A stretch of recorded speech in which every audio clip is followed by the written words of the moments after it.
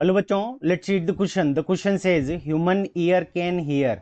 Option A audible sound, option B option C ultrasound and option D all of the above. ठीक है बच्चों, सो इस question के अंदर क्या पूछा है कि जो ह्यूमन ईयर होता है वो कौन सी साउंड को सुन सकता है, ऑडिबल, इंफ्रा या अल्ट्रासाउंड या सभी. सो इस क्वेश्चन को करने के लिए हम क्या करेंगे, की कॉन्सेप्ट अप्लाई करेंगे. सो की concept.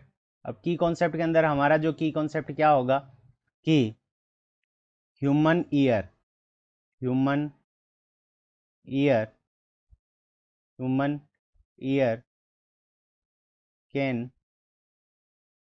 human ear can only hear, human ear can only hear audible range sound.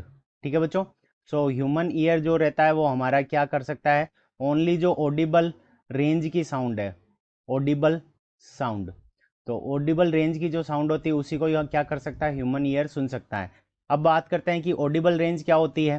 So human ear के लिए ऑडिबल रेंज वो होती है जिनकी frequency, frequency frequency lies, frequency lies 3 hertz, frequency lies 20 hertz to 20,000 hertz.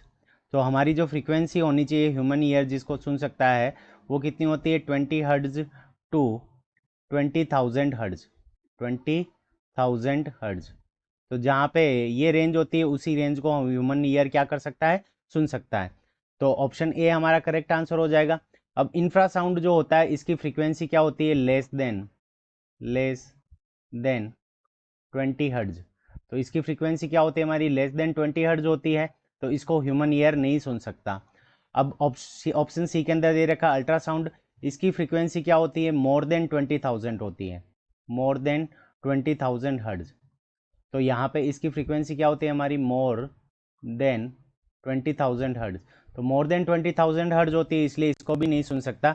So option A के अंदर हमें Audible दे रखा है, Audible sound. So option A is the correct answer of this question. I hope you understood it well. Best of luck. Thank you.